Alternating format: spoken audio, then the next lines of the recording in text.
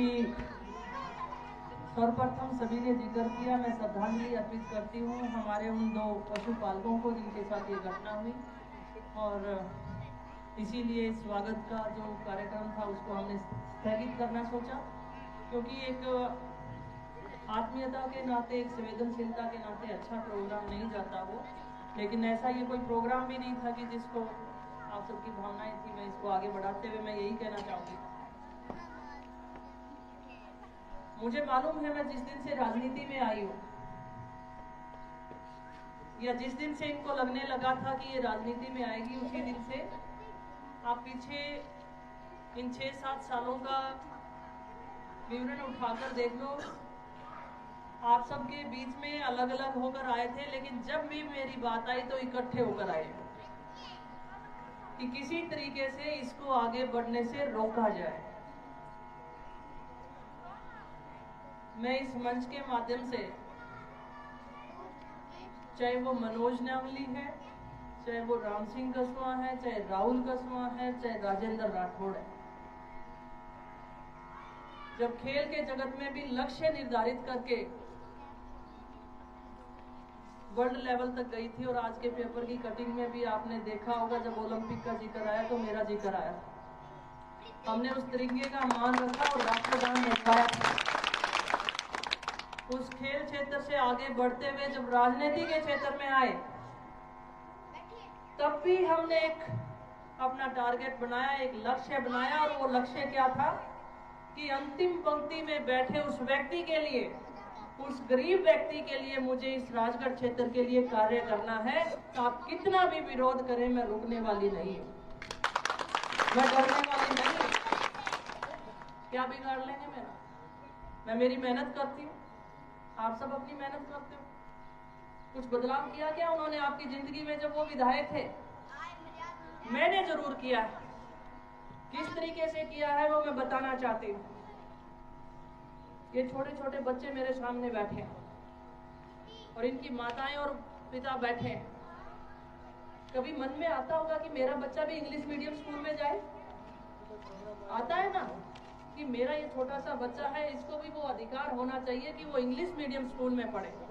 और ये बदलाव मैंने करके दिखाया है आपके महाराणा प्रताप चौक के ऊपर इंग्लिश मीडियम स्कूल लाकर, ताकि आपके बच्चे इंग्लिश मीडियम स्कूल में पढ़ सकें।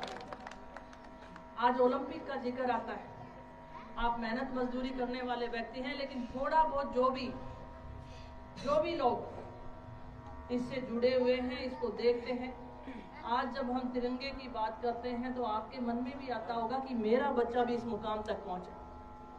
करता है कि नहीं करता है? कोई बोरी दे के जाए कि मैं भी गोंद देके जाऊं और मां भी गोंद दी। हाँ, वो संसाधन उपलब्ध करा रही हूं जिससे आपके बच्चे अपने पैरों पे खड़े हो जाए। और वो स्टेडियम देने का जो काम है मैंने किया, पैसा स्वीकृत कराया, जमीन स्वीकृत कराई। मैं लांछन मानती हूं नेताओं के ऊपर, संकीर्ण विचारधारा के रहते हुए कोर्ट में घसीटने का काम किया, और वो आपके बच्चों के भविष्य के लिए अवरुद्ध बने हुए हैं। मैं ये कहना चाहती हूँ, आज वो हॉस्पिटल हर तरीके से इनका हथकंडा यही है कि वो हॉस्पिटल अच्छा ना चले। खाते पीते परिवार से है, वो महंगा इलाज करा सकता है, फेंक जाओ, कहां जाओ। और आप सबके लिए अगर मैं अच्छा हॉस्पिटल, अच्छे डॉक्टर मैं लेकर आ रही हूं तो कोई गलती थोड़ी की है। आज वहां पर 17 डॉक्टर बैठे हुए हैं, लगभग 70 सीटें हैं हमारे हॉस्पिटल के अंदर, सारी भरी हुई है, जहां पे 90 व्यक्ति हर रोज नहीं दिखाते थे, आज 200 व्यक्ति दिखाते हैं। ये बदलाव नहीं है क्या? तो ये बदलाव किसके लिए है? अंतिम पंक्ति में बैठे उस व्यक्ति के लिए करने का काम किया। बिल्कुल सही है, नौजवान टीम मेरे साथ जुड़ी। मैं इन वार्डों में जब भी आती थी तो मुझे निराशा महसूस होती थी, मैं ये कह रही थी आज ये बात। और आज ये युवा साथी मेरे साथ जुड़े, ये बात भी सत्य है कि मैंने नहीं पूछा मुझे वोट दिए कि नहीं दिए। ये किस लिए भाग दौड़ कर रहे हैं? इसीलिए कर रहे हैं ना कि मेरे वार्ड के बच्चे के स्कूल काम में आए, हॉस्पिटल काम में आए, बिजली की व्यवस्था हो, नाली की व्यवस्था हो, कूड़े का निर्माण हो, यही तो काम चाहिए। क्योंकि इन्होंने पीछे भी उनके साथ रह के देखा है और वहां पर इनकी आशाएं पूरी नहीं हुई। और मैं ये कहना चाहती हूँ, इन बच्चों ने उनके लिए गोलियां खाने का भी काम किया था, ये भी मुझे याद है। उनके लिए अपनी जान भी जोखिम में डाली थी, लेकिन वो बाज नहीं आते अभी भी आपके बच्चों के भविष्य को खराब करने के।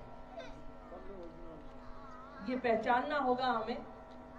मेरा एक ही ध्येय है कि राजस्थान सरकार की जितनी योजनाएं हैं, उन योजनाओं का एक विधायक होने के नाते सादलपुर विधानसभा क्षेत्र को कितना लाभ मिले, वो लाभ इस मेरे विधानसभा क्षेत्र में मैं लेकर आना चाहती हूँ। वो मैं लेकर आना चाहती हूँ और लेकर आऊंगी। जहां तक जो हो सके उतना पैसा सरकार का हम लेकर आएंगे। इससे बड़ी एक और बात बताना चाहती हूँ, अकेला इंग्लिश मीडियम स्कूल नहीं है। एक भवन का हम उद्घाटन कर चुके हैं कॉलेज का, और बहुत जल्दी दूसरे भवन का हम शिलान्यास करने जा रहे हैं, जिसमें हमारी बच्चियां उस कॉलेज में पढ़ सकें। साथ साथ चांदगोठी गांव के अंदर बता रही हूं, शहर में भी कॉलेज नहीं थे हमारे पास। चांदगोठी गांव के अंदर हमने कृषि महाविद्यालय खोला है, गांव के अंदर। तो आप समझ सकते हैं कि माननीय मुख्यमंत्री महोदय का कितना आशीर्वाद है। पर आज फिर इस मंच के माध्यम से और आप सबके बीच से उन नेताओं को चेताना चाहती हूं, आपने सिर्फ और सिर्फ वोट लेने का काम किया, इनकी भावनाओं से खिलवाड़ किया और बाकी कुछ नहीं किया। अभी भी बाज आ जाओ आप लोग, अभी भी बाज आ जाओ आप लोग। काफी साथी यहां से जाते हैं कि गलियां पक्की नहीं है, काफी साथी जाते हैं कि पानी नहीं आ रहा है। महिलाएं बैठी हैं, आप सब शहर के वासी बैठे हैं, पार्षद साथी जो बैठे हैं। मैं कहना चाहूंगी आप सबको, बहुत जल्द पूरे शहर की पीने की पाइपलाइन का कार्य बहुत जल्द शुरू होने जा रहा है। और उसमें सबसे बड़ी खुशी की बात, जब भी आपकी शिकायत होती थी तो तारानगर जाते थे एक्सीएन से बात करने के, जाते थे कि नहीं जाते थे? और वो एक्सीएन कार्यालय आज हमारे राजगढ़ में आ चुका है, जलदाय विभाग का, जिससे आपको समस्याओं से ना जूझना पड़े। चेयरमैन साहिबा यहाँ पर बैठी और आज हमने जो शिलान्यास किया है, ठेकेदार जी भी यहीं पे बैठे हैं। मैं यही कहना चाहूंगी कि ये कार्य इतना दुरुस्त और इतना अच्छा होना चाहिए, वर्षों तक याद करें ये समाज की कांग्रेस पार्टी की सरकार के दौरान, रजिया जी चेयरमैन के दौरान और उस फलाने ठेकेदार के साथ ये बना हुआ है। ऐसा ये लंबे समय तक चले, ये मैं कहना चाहती हूँ। साथ साथ टीम कृष्णा पूनिया, मेरा कारवा बड़ा है, जिसमें ये युवा साथी सारे मेरे पीछे खड़े हैं, मेरे को मजबूती देने का काम किया है। मैं तो उस दिन अचरज में आई जब ये लोग मुझसे मिलने गए। जब मुझसे मिलने गए तो कहने लगे कि विधायक जी, जब आपसे मिलने से पहले हम लोगों में बहुत भ्रांतियां थी। आपसे मिलने के लिए जब भी कोशिश करते थे तो डराया जाता था कि बाहर पुलिस बैठी है, उससे टाइम लेना पड़ेगा, आपको मिलने नहीं देंगे। और शायद पहली विधायक होंगी जो आम जन की सीधी बातें सुनती हैं।